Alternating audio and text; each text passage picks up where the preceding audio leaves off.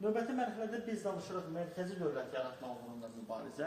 Ümumiyyətlə, nadir hakimiyyətə gəldikdə bir sıra məsələləri ləğv, bir sıra vəzifələri və necə deyirlər, məsələləri ləğv etmiş olacaq. Belə bir cümlə qura bilərik.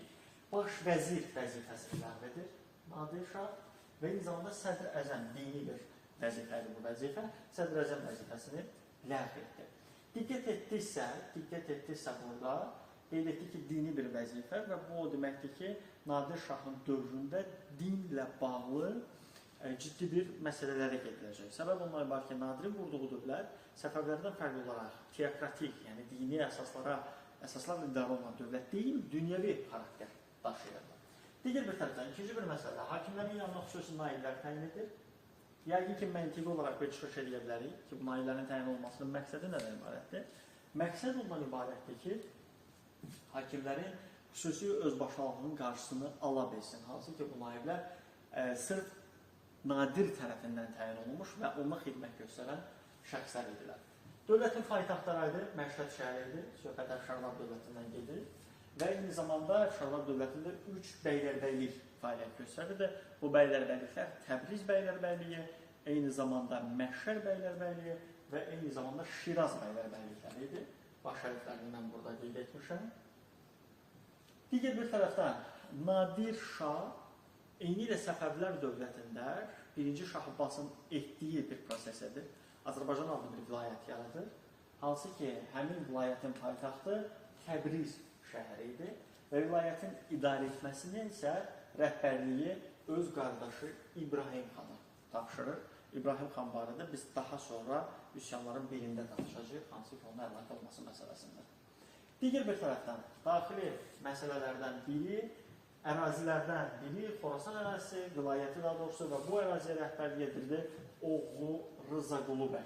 Bunu da xüsusi olaraq qeyd edə bilərik. Yəni, ən inandığı, ən yaxın adamları təyin etmişdi, ən önəmli vəzifələrdən.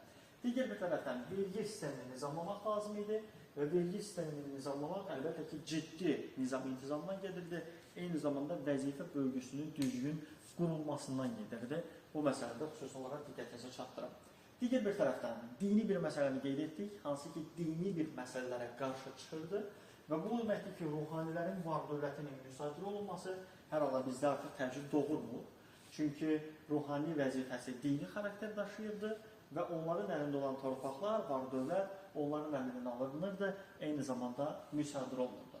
Və dini bir məsələdən biz danışırıqsa, eyni zamanda dini xarakter daşıyan vəqf torpaqlarından danışa bilərik ki, vəqf torpaqları müsadirə olunurdu, dövlətin bir növ nəzarətinə, ixtiyarına verilirdi. Bu formada qeyd edə bilərik. Nadir Şahın dövründə mərkəzləşmiş dövlət yaratmaq istiqamətində ən ciddi addımlardan biri həyata keçirilir.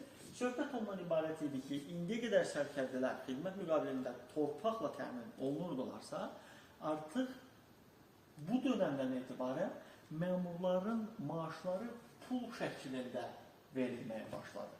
Bu bizə kimi xatırladı? Bu bizə Əladdin Xələci xatırladı. Bunu xüsusi olaraq qeyd edə bilərik. Hansı ki, Əladdin Xələc, demək, Dehli Sultanlığının hökmdarı idi. Xatırlayırsınızsa, yadınıza gəlirsə, gəlmişən YouTube'da Dehli Sultanlığına aid mövzu izah olunur.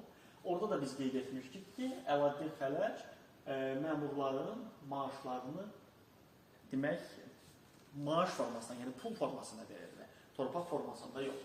Niyə bu addıma getdi? Məmur özbaşınalığının qarşısını almaq üçün, yaxud iri feodalları mərkəzi hakimiyyətə tabi etmək üçün. Bir növ onların əlindən torpaqları alıb, onları zəiflətmək xarakteri daşıyırdı. Daha sonraki bir məsələ nədən ibarətdir? Vergi məsələsi. Vergini eyni zamanda pulla almağa başladı. Bu detalda çox önəmlidir. Bu hadisə isə oxşarlıq təşkil edir, demək, Əkbər Şahla. Bunu xüsusi olaraq qeyd edə bilərik. Əkbər Şah isə Böyük Moğol İmperiyasının ən güclü, ən qüdrətli hökmdarı hesab olunur.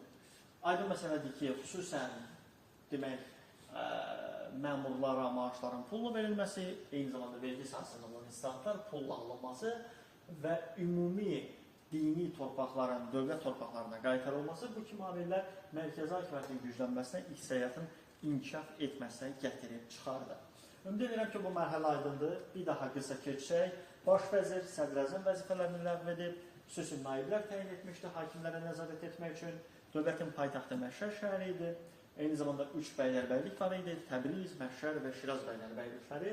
Digər bir tərəfdən Azərbaycan vilayəti yaradır və bu vilayətin mərkəzi yeri yanmışən Təbriz idi. Həmin vilayətə rəhbərliyi tapşırmışdı qardaşı İbrahim xana.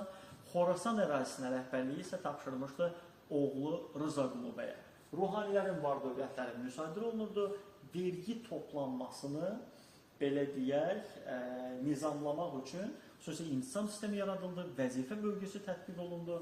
Dini bir məsələdən çıxış etsək, vəqf torpaqları müsadirə edildi, məmurların maaşları pul şəklində verilməyə başlandı.